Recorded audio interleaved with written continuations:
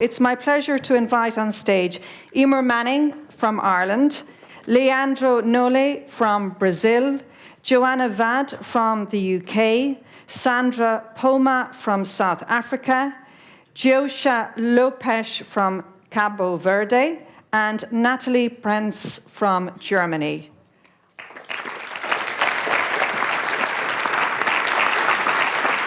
The stage is yours.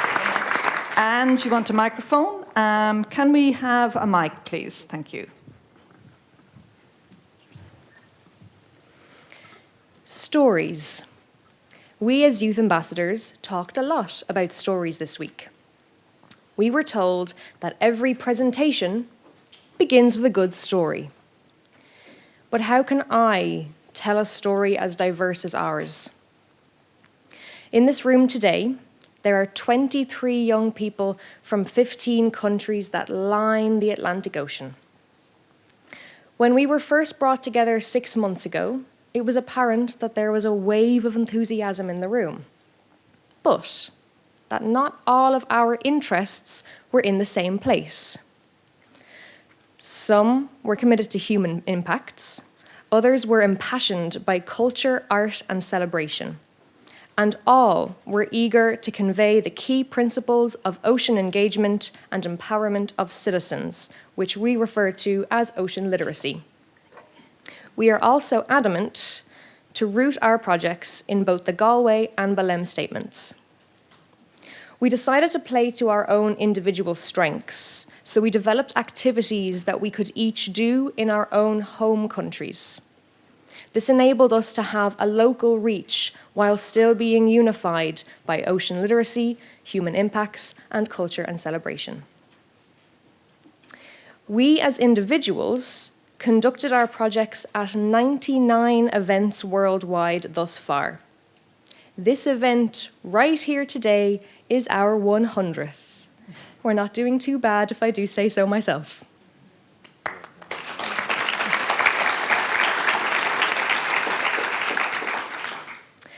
But whether we are inviting elder locals to piece together changes in the data-deficient ecology of Ireland, or promoting a sustainable carnival in Argentina or Brazil, or using traditional seafood recipes to develop tales of a more sustainable ocean in Canada, all of our projects are bound together by these three unifying objectives: sharing with ocean literacy, connecting with culture and celebration, and acting on human impacts. Share, connect, act. But how do we, as a group, remain so unified when geographically we are so far apart? The answer is stories. Every good project has a good story.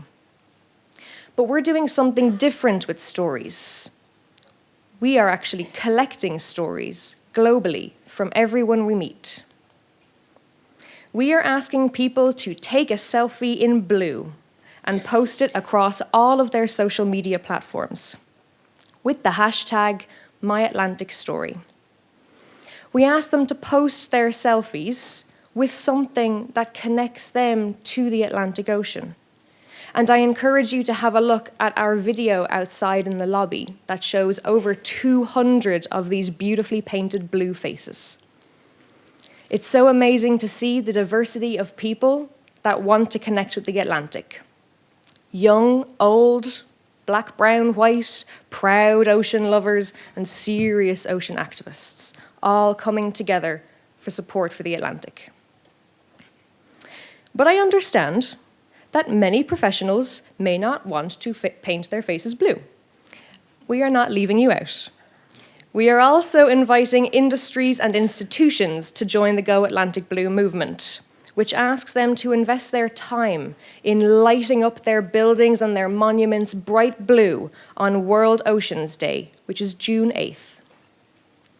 Our work stretches from Argentina to Iceland and many countries in between.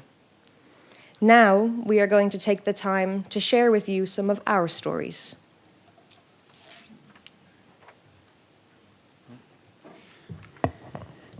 Talking about histories, we will begin telling ours. The issue is that we all, youth ambassadors, are connected through the ocean and fighting for ocean conservation. Protecting the ocean is crucial not only for our survival as human beings, but also for the survival of thousands of species that rely on the ocean. But how do we protect something that we do not know fully about? How do we, as a community, can solve a problem that we don't understand? As example, how many people in your community know the full consequences of plastic in the ocean? To improve ocean conservation, first we need to understand how we, as a society, impact the ocean and how the ocean impacts us. And that is ocean literacy, that is ocean engagement. Because of its importance, ocean literacy is one of the main goals in the Galway and Belay statements, as well as in the United Nations Decade of Ocean Science. And we, as youth ambassadors, are also on board. To do that, we are focusing 3 main points. 1, dissemination of knowledge. 2, increased interaction with our oceans and communities. And 3, empowerment of stakeholders and communities. So, we started by going in many different places in many different ways, but with always one goal, ocean communication. So we went to local media, where we could speak through journals, televisions, newspapers about ocean science and the urgent need of conservation that's mandatory to save our ocean. We also went to universities, scientific meetings, museums, and places where the ordinary people are, like pubs and bars.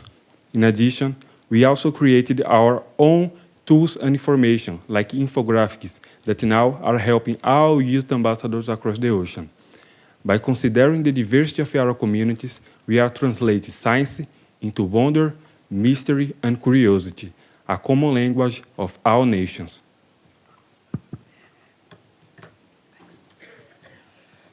So armed with these leaflets, all of us, all youth ambassadors, were able to organize a lot of events. Within our group, we focused on bringing people to the ocean or bringing people back to the ocean. Or the ocean back to the people, I should say, rather. So we've organized shoreline cleanups in the United States or educational field trips in Iceland. We've been in touch with Youth Association in Spain, and we've even set up citizen science projects in Argentina. It's always really important to us that communities that are not linked to the ocean are also involved in this. So we've brought touch tanks to disadvantaged communities during the Let's Talk Science Festival. And we are tying into the Aura Go Atlantic Blue campaign by bringing citizens from the Irish capital to the river and lighting it in blue. But that's not all. We are also very keen to empower Atlantic citizens and stakeholders because one of the goals of the UN Decade is to achieve an accessible and transparent ocean. So we are talking to fishermen communities. They are relying on the ocean both for their survival and their identity. So it's very important that we know from them the type of knowledge that science is not yet aware of. And it's also very important for us to share with them our conservation goals. We are also very keen to encourage open data sharing.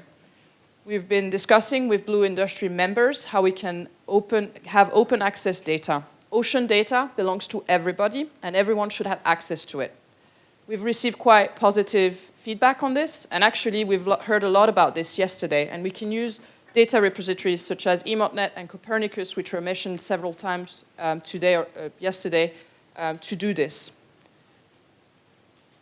There's one more that I am suddenly blanking on. Sorry about this. Sorry? No. It will come back to me at some point. I will just include it in the next slide. So far, we've managed to, or in our group, we've managed to organize 33 events, and we've reached in person over 4,000 people. But we are going to make this much bigger. This is just the beginning. So there are several things here. The first thing is that, kind of inspired by the UN Decade Regional Workshop that some of you might have been participating to, we want to create a series of virtual and physical meetings where experts can meet and discuss with citizens ocean science. This is initially an idea that's stemming from our ambassadors in the United States, but really keen to make this an across the Atlantic series of hubs and meetings. And we want to do much more events. We have been contacting a lot of NGOs to try and build a network that can propagate our message to a wider audience. And we want to go to more schools, more conferences, meetings, aquariums, anything you can think of, really, that is either onshore or inland to really spread our message. For this, we need your help.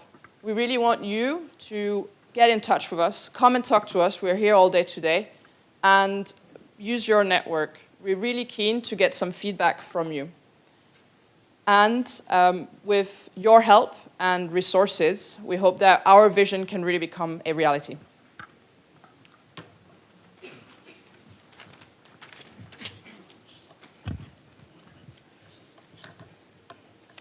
The Culture and Celebration Group has recognized the influence and importance of Indigenous knowledge systems in reaching our communities for citizen engagement. We have realized, and as documented, the Atlantic Ocean is a hotspot of diverse cultural experiences, languages, as well as traditions. So in essence, we represent the heart of the Atlantic. When in Galway, we noticed how diverse we are. You can see our pictures. And however, we had a common challenge that our communities have lost their connection with the ocean. And as a youth community, we know that our communities once had this connection. So we would like to use this challenge in order to create connections with our communities through heritage and culture in order for them to connect back to the ocean as well as to connect with each other. We have noticed that the Atlantic has a lot of resources that we can tap into. We can use the unique cultures as well in fishing, indigenous music, as well as how we prepare our food, how we share, entertainment through theater. And to tap into these resources, we can be able to share stories on ocean sustainability, how our cultures are linked to the ocean. And to do that, we use stories. And this type of communication has been recorded in literature. The initiations by the IUCN, the International Union for Conservation of Nature, has reported that we are significantly linked to cultural spaces. So your landscapes as well as natural resources, such as the ocean, they provide many people with spiritual wellness as well as mental health wellness. So by tapping into that we know, a lot of people want to know, how can I connect with the ocean? And how can I do it if I'm inland, or I don't see the ocean, or I live close to the ocean? And we like to do that by creating stories. So one of our touching cultural stories is by a grandmother of one of our ambassadors, Usine Gugu Benze. There is a tale in southern Africa, including South Africa where I live. She's seated over there. Hi, Sinagugu. Bantu cultures in southern Africa, including South Africa where I live, there exists a tale of an ocean goddess.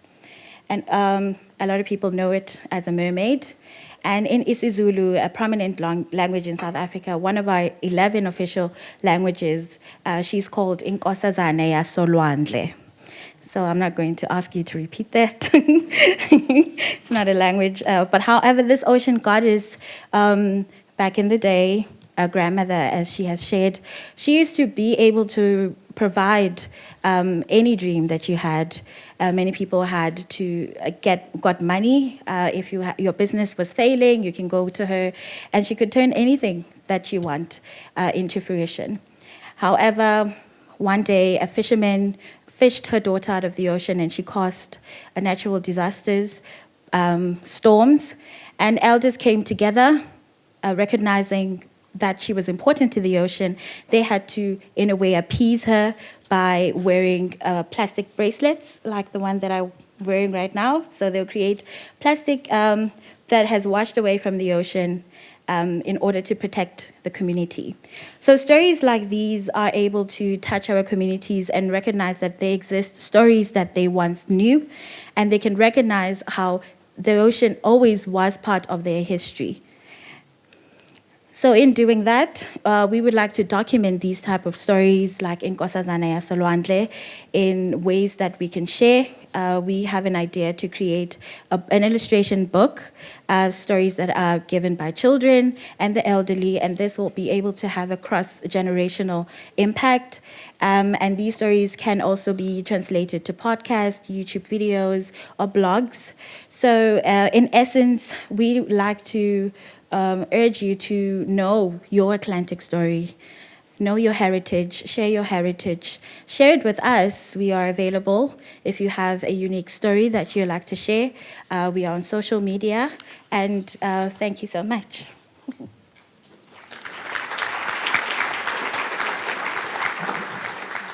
After we have spoken about sharing information about Atlantic, connecting people to it, now we as a third group, we want to act.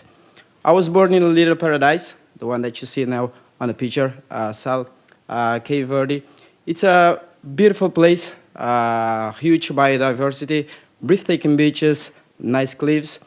It's a pretty tiny island, actually. It's just about 35 kilometers north-south, 16 kilometers east-west, and a small population of just about 35,000 people.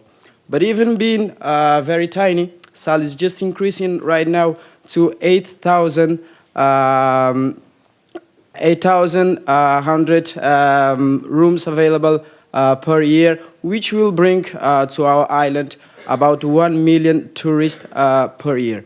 Can you just imagine that? The island do have facilities such as wastewater treatment, trash collections, NGOs, protecting areas, or even blue flag that's in process, which will keep our beach healthy. But there are no people yet don't know how about the impact of the tourism in our island. The tourism is growing year after year. That's a fact, and we cannot deny it. But what we don't know is how the tourism will affect places like Sal. And we want to work as hard as we can to reduce the impact of the tourism on places like my island. And that is why we want to create viable tools to actually create sustainable action. That is why we want to try and promote incentives that are not just desirable by the people, the locals, the stakeholders, but that are also feasible. We would like to create a certification that's not only certifying hotel chains, but entire ocean communities. So imagine a village where people go to have their holiday. We want to certify the entire village. And in doing that, we came up with 4 main criteria that we considered most important to tackle. So first, reduce carbon emissions by, for example, only using local produce or spending a bit more money on trying to get the product from the next island and not flown over from Europe. Second, reduce waste and improve disposal, something that we are all aware of, not using single-use plastic in this community anymore, and having a functional wastewater treatment plant. Third, engage the tourists with the local ecosystems. Of course, they want to have their holiday and relax, but it's also great to bring them out into nature and get them to collect data, collect scientific data that will be used to also have some sort of baseline data from when we started this project and maybe 10 years later, has this community really become ocean friendly? And fourth, engage in awareness. So not only do staff training with the hotel chains and let people that work there know what they stand for, what their community is special, why their community is special, but also tourists themselves. Do little workshops or provide them with the little pamphlets that we made. And in the last 6 months, we have put an incredible amount of work in just trying to connect with people, organizations, and already existing seals. Because, as everyone knows, there is an immense amount of knowledge out there, and you have so much experience that we don't yet have. So we need to connect that and make use of that. We've talked to people from WWF. We have their support. They see it as a cohesive thing, as a functioning loop. We have talked to different seals that certify sustainably caught fish. We've talked to hotel chains and also to scientific organizations that would definitely be on board to support us and communicate it in scientific peer-reviewed journals. So this is a big idea, and we are aware of this. But what we would like to achieve is, after making Sal Island in the Cape Verdes the first certified Atlantic-friendly community, we would use this pilot project as an example and one of many communities all around the Atlantic Ocean rim that becomes Atlantic-friendly. And we wouldn't have to put much money into getting that advertised, because if you go on booking.com and you can see that there is an Atlantic-friendly seal in one of those communities, that people will spread the word. Tourists will have the experience of an amazing nature and an environment, beaches without plastic, and people communicating their local pride.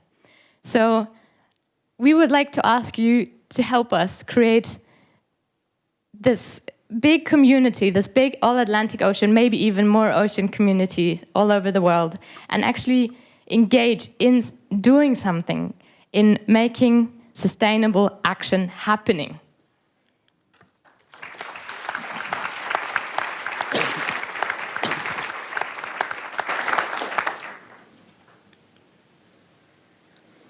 We hope our presentations gave you good insight into the work of the All Atlantic Youth Ambassadors. Our collective dream is to empower communities to become ocean guardians by increasing understanding, appreciation, and active participation and responsibility for the Atlantic Ocean. I don't need to tell you, anyone in this room, that the youth of the world have really stepped up this year. We are reimagining ocean climate action. And I can see it on your faces. You all have a question. And your question is, I want to join the All Atlantic movement, but how can I? There are a few ways, so I will tell you. The first and most important is that we need your support and investment. The second is you can join the Go Atlantic Blue and My Atlantic Stories yourself. Follow us on social media and get your connections to do the same. You can go to our homepage and learn more about us.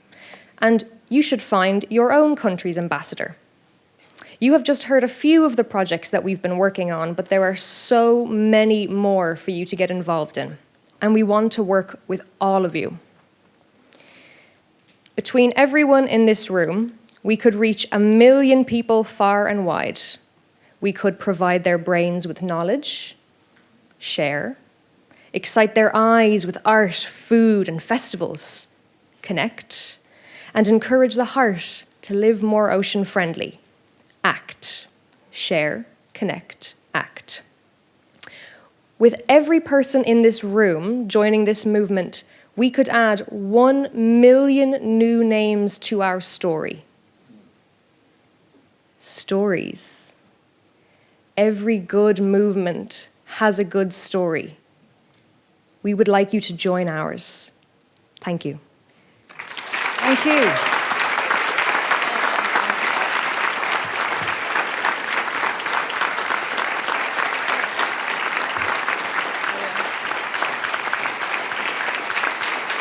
Our youth ambassadors, ladies and gentlemen, and our other youth ambassadors over here. Thank you very much. Wonderful stuff.